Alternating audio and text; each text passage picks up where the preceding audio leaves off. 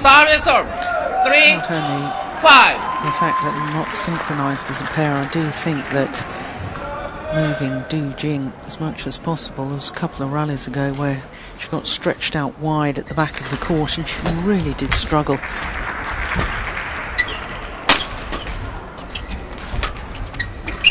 Yes, and that's the problem, because that's her game, that's her strength really. When she won the Worlds and the 4, Olympics, 5.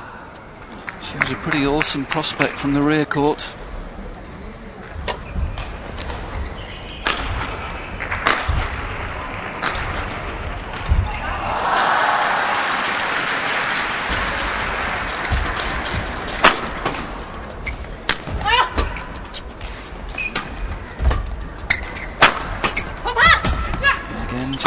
Working with width to the rear court with Pan, then driving through Du Jing, who's not able to anticipate and intercept the shuttle. And that leaves Pan well out of position in the rear court, as we see. Yeah.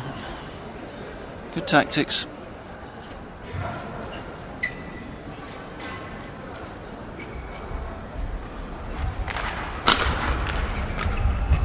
Ready. And the umpire asking Du Jing to get ready.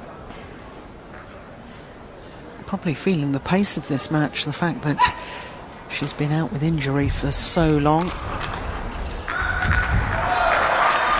Oh, that's a waste yet again. They really are struggling with their serves, aren't they? They're using a lot of flicks, 5, and 6. they're not what I'd call aggressive flick serves. They're defensive. They're just trying to get it into play. Both look very nervous on service.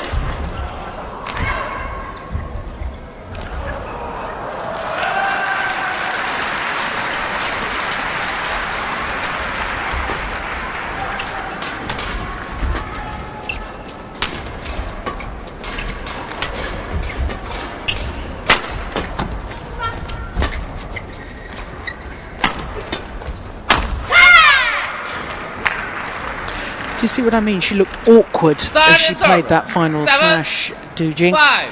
Whereas when she was winning the Olympic Games in Beijing, that movement seemed so fluent and she was on it so quickly there, seemed to be slightly hesitant with her movement and therefore off balance as she tried to play that smash. That's why she made the error.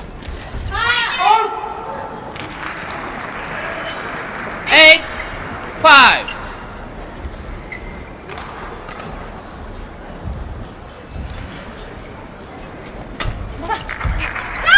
Yeah, that's a good return.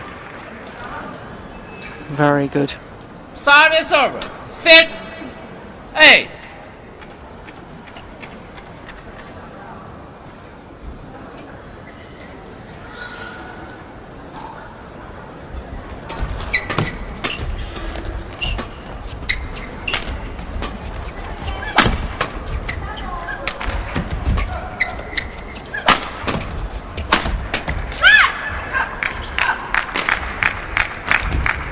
The Japanese wanting to use width to Pan, but Pan just cramping them up a little bit, using the body smash there, not giving them the chance to swing the racket to change the direction of the plate.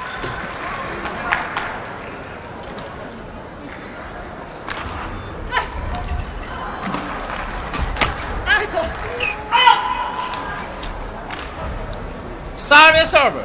9, 7. And again in that forecourt position, it's not natural for her, is it?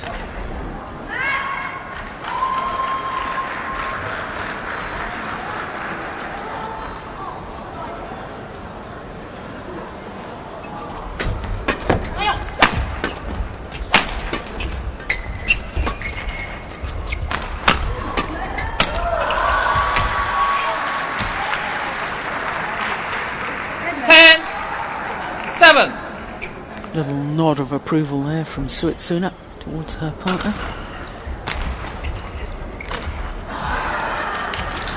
Yes, there's 1 or 2 mistakes from the Chinese which will really encourage the Japanese girls.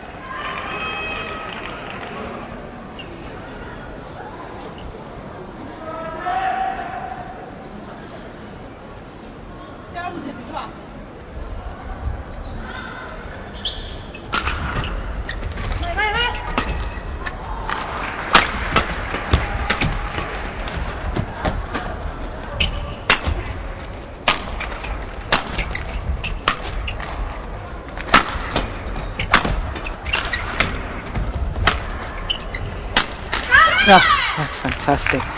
Well, that's the sort of Service shot over. that took her to an Olympic gold medal. Yeah, a little blast from the past there, that was super.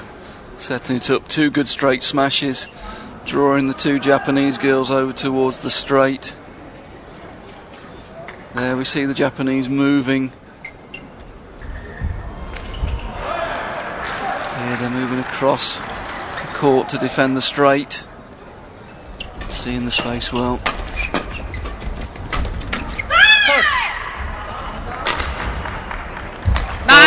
Du Jing's a little bit off form and being forced to play in areas of the court that she's not so comfortable, but she's such a great competitor. She's certainly not out of this game.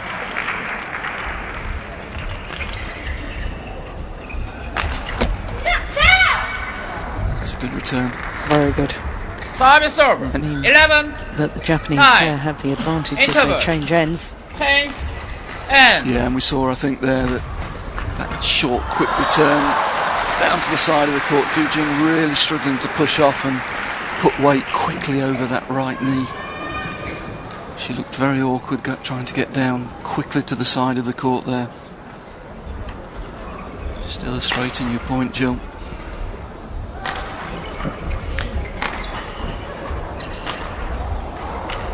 Well, I really do find it extraordinary. I've made the point several times before. I'm not sure if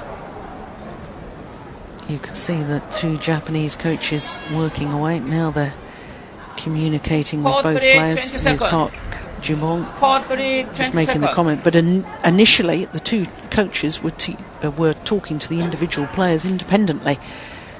And I know that you were always a great believer that you talk to your 2 players as a pair, so 11, they both have an understanding 9. of what you want them to do. Maybe a little word of encouragement to one, but it does seem very much a trend to have 2 Service coaches over. come on and talk to 10, the 2 players independently. 11. Yes, personal preference, I guess, as a coach, but I like both players to hear what's being said to both of them. I like them to have a clear understanding of what both their roles are, not just their own role. It is a team game. And I think it's important that they communicate together as well.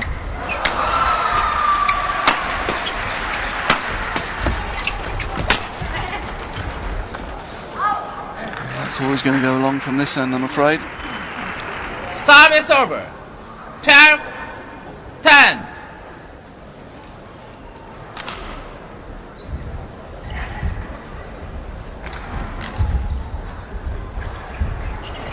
That's a better serve.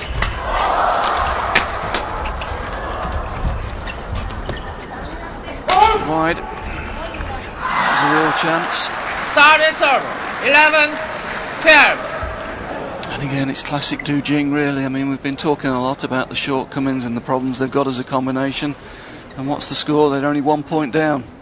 Every chance of still winning this. Yes, and very noticeable that Du Jing is the more senior player, the older player. Talking tactics and giving instruction to Pan. That's good control from Pan. 10. All. And the Chinese back level.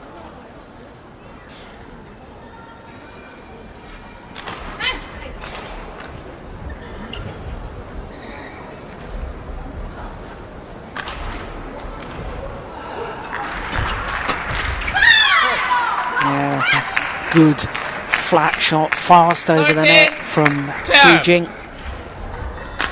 It's just that difference, isn't it, Jill? When she's a bit deeper in the court and she's got time to see it, gets into a better position, and then she's still very, very dangerous from that mid-court and rear court when she's got time on the shuttle.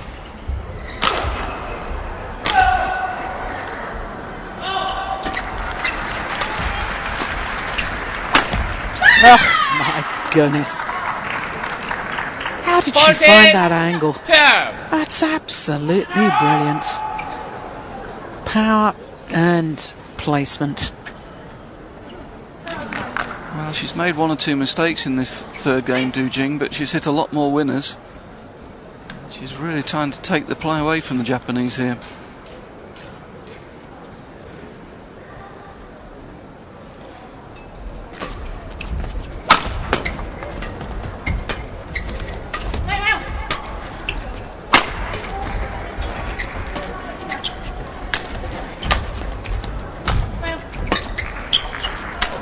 Patience from the rear court again. There's the change of pace coming. Well, the shuttle got deflected by the net court. 13-14. But Du Jing did seem to stumble forward. Yeah, she seemed to limp away from the net there.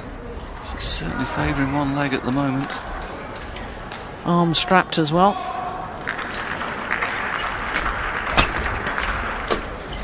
Like walking wounded.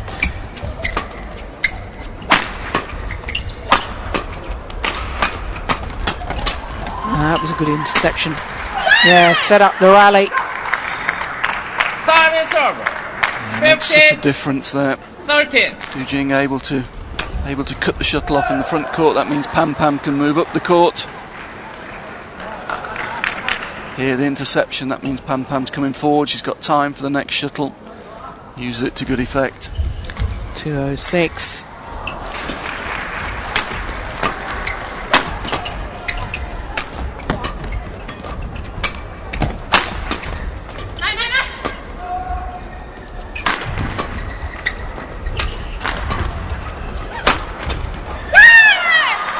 Yeah, nice variety again. Couple of half smashes to the centre and then switching to the outside line with the flat smash. Forcing the Japanese girl to turn to the other side in defence there. Brings her down steep on the backhand and then hits flat to the forehand. Breaks the